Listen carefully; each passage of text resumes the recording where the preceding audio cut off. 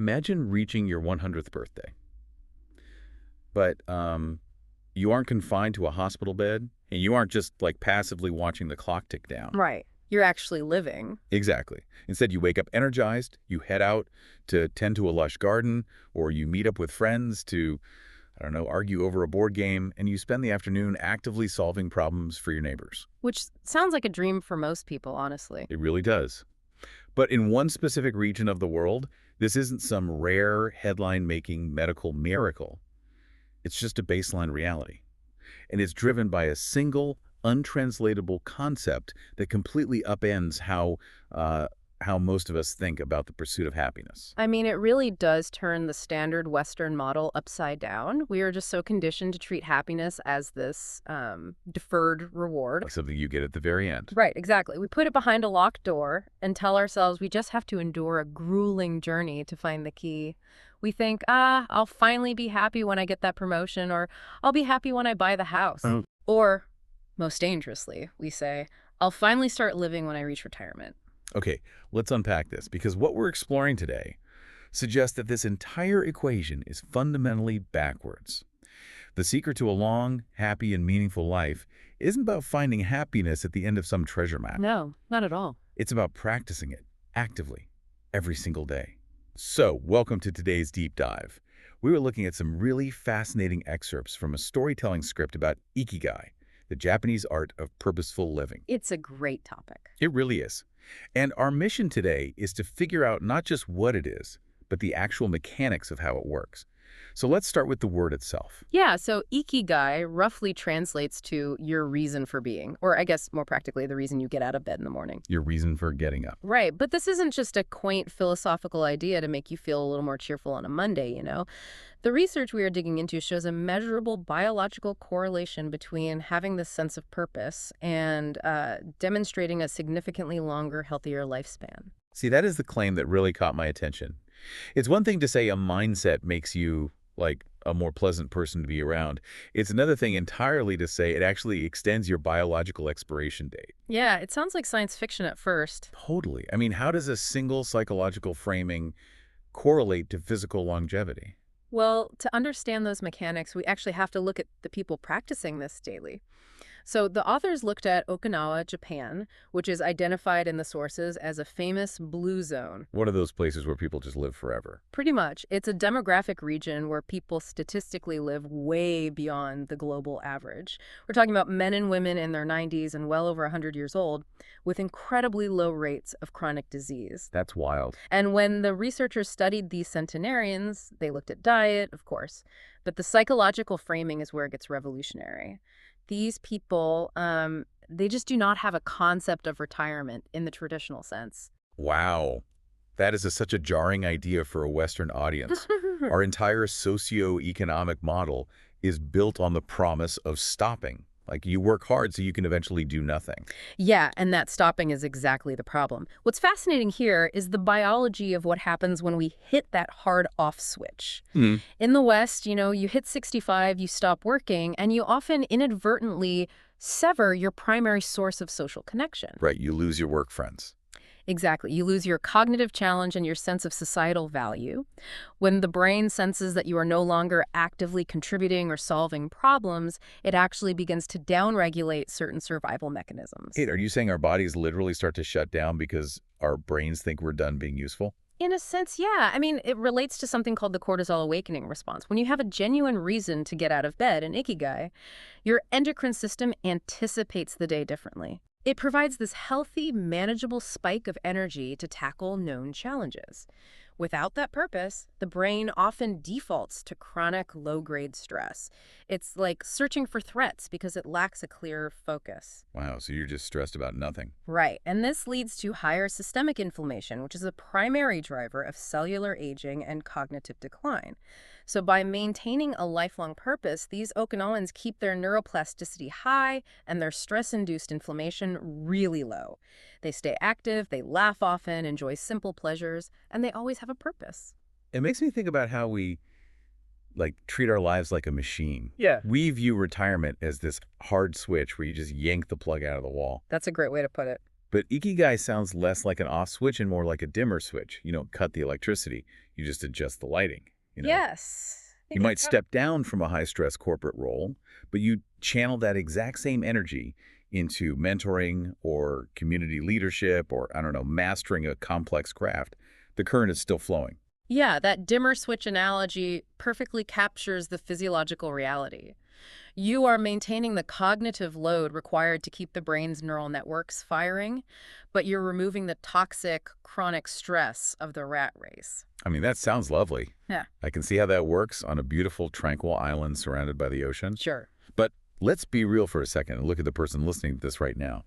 Importing a serene island philosophy into a chaotic modern metropolis, where you have a mortgage and performance reviews and an inbox that just never empties, Yeah. that feels like a massive stretch. Oh, it is a stretch, and it's a tension that requires a deliberate strategy to overcome.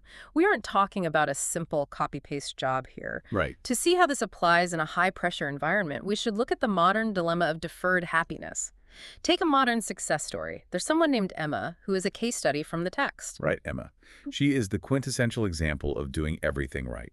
She hit every single metric society gave her. She landed the prestigious job, secured the stable income, bought the comfortable house. The whole package. Yeah, she essentially checked every single box on the adulting checklist. Yet, despite having engineered a life of total stability, her daily reality was a profound sense of emptiness.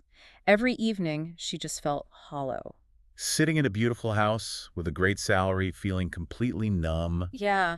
How does that happen when you've theoretically won the game? Well, if we connect this to the bigger picture, it's because of the psychological trap of chasing what others expect from us, rather than what genuinely fulfills us. Emma spent decades climbing a ladder, fueled by the dopamine of seeking. Ah, right. Always looking for the next thing. Exactly. Our brains are highly sensitive to anticipating rewards, but once she reached the top, she realized the ladder was leaning against the wrong wall. The seeking was over, but the destination offered no daily engagement. That makes a lot of sense. Yeah, the biological drive to thrive was replaced by a routine of merely surviving comfortably. And surviving comfortably, without a challenge or a mission, creates this massive psychological void. She basically built a golden cage where she didn't have to struggle, but she also had no reason to soar. Beautifully said. But she didn't just stay in that comfortable survival mode. She hit a turning point by asking herself a very specific, life-changing question. She asked, what truly makes me feel alive? Notice the phrasing there. Not what makes me impressive to my peers or what adds to my retirement fund. Right. What makes me feel alive? She was looking for that visceral, biological engagement. Here's where it gets really interesting. Because when she asked that question, she didn't do the cliche cinematic thing. Like burning it all down. Yeah. She didn't burn her life down, dramatically quit her job, and buy a one-way ticket to a remote ashram. Instead of rejecting her reality, she started a deliberate exploration of what she genuinely loved. Which is vital, because asking what makes me feel alive can actually be a paralyzing question. If you are standing in the middle of a comfortable but unfulfilling life, staring at a blank canvas of infinite possibilities is terrifying. No, absolutely. You just freeze. You need a framework to figure that out and narrow it down. And from the source material, that is exactly what the Ikigai framework provides. Right. It breaks this massive existential crisis down into a highly specific framework, a distinct geometry of purpose. It really does. It's built on 4 intersecting elements, and this is where I think the philosophy becomes incredibly actionable for anyone listening. Let's look at how these 4 circles must overlap to create true Ikigai. Yeah, so the framework is often visualized as 4 intersecting circles. The first is what you love. These are the activities that bring you inherent joy, where you experience a flow state and completely lose track of time. Okay, so that's circle 1, what you love. And the second is what you are good at. This is about your natural aptitudes and the specific skills you've spent years cultivating. Right. Then the third shifts outward. It's Ikigai, what the world needs. This is crucial because it moves the focus from pure self-indulgence to outward contribution. It's about solving a problem or providing value to your community. And then there's the 4th circle, which is the one that usually tricks people up, what you can be rewarded for. Yes. The practical side. Usually this means financial compensation, but it represents any sustainable exchange of energy that allows you to actually survive in the real world. I always think of this like a Venn diagram for the human soul. or like dialing in a combination lock where all four numbers must align for the vault to open. That's a great analogy. And when all four of those elements converge, passion, skill, contribution, and reward, the text points out this magical outcome. Work ceases to feel like a burden. It just changes completely. Exactly. It transforms into a meaningful part of life. If you only have what you love and what the world needs, you have a brilliant mission, but you'll eventually burn out because you can't sustain yourself. See, I actually want to ask a critical question on behalf of our listeners here, specifically pushing back on that fourth element, what you can be rewarded for. Sure, go ahead. Doesn't focusing on what you can be rewarded for usually ruin what you love? We see this all the time when someone turns a hobby into a hustle. Oh, the hustle culture trap. Exactly. Someone loves baking, they open a bakery, and within 6 months, they despise baking because now it's just about paying commercial rent and managing payroll. That is a phenomenal point. But the text clarifies that true Ikigai requires the balance of all four, ensuring practical survival without sacrificing passion. When the bakery fails to be an Ikigai, it's usually because the reward circle has grown so large that it eclipses the love circle. Ah, so it's out of balance. Right. The stress of the business overtakes the joy of the craft. True Ikigai requires a profound, dynamic equilibrium. The financial return is there to protect the passion, to keep the ecosystem sustainable. It shouldn't become the sole objective. Okay, that reframes the whole issue. But I have to admit, finding the intersection of these four circles sounds like a massive, overwhelming life overhaul. It sounds like a lot of work. Yeah, if I have to figure out the exact center of four conceptual circles, balancing my deepest passions with global needs and market economics, I'm just going to freeze. It does sound intimidating when you look at the finished architecture of it. But the text reveals that the actual application of Ikigai is the exact opposite of a drastic overhaul. Which pulls us right back to the methodology used by the people in Okinawa.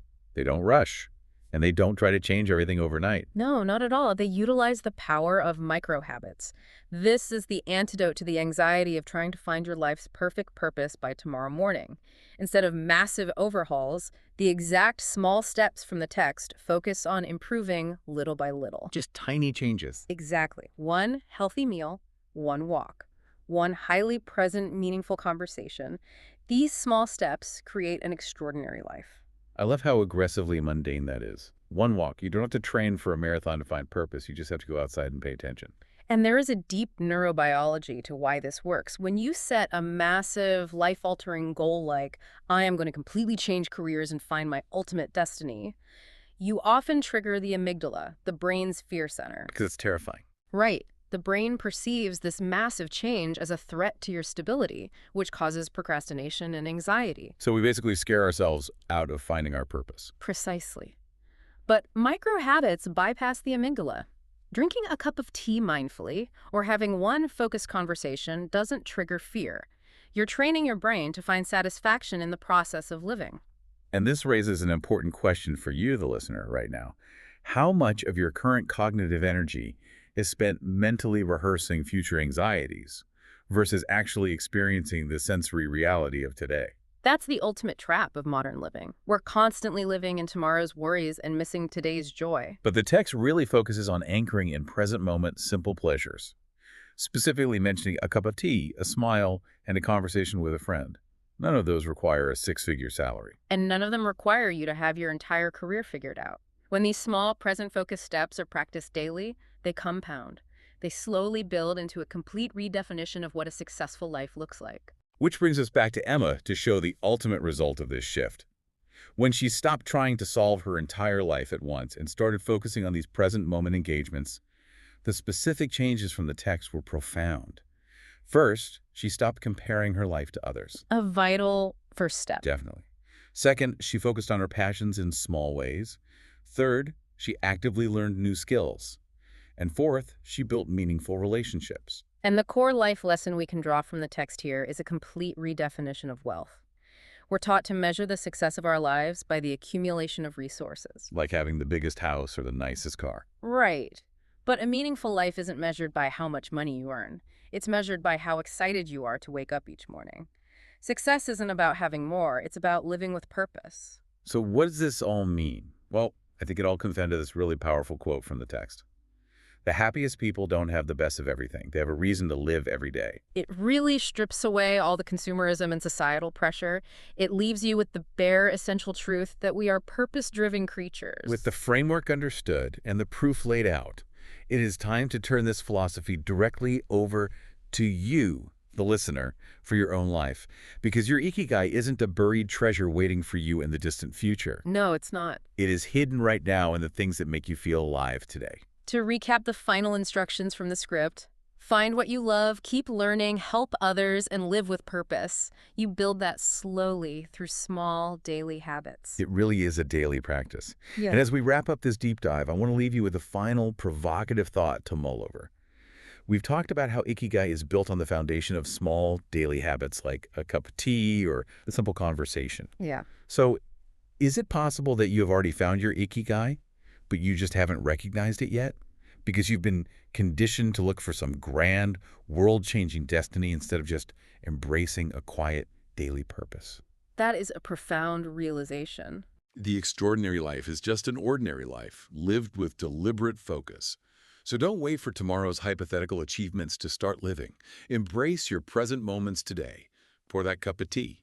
Take that walk. You might just find that you already have every reason you need to get out of bed tomorrow morning. Thanks for joining us on this deep dive. We'll catch you next time.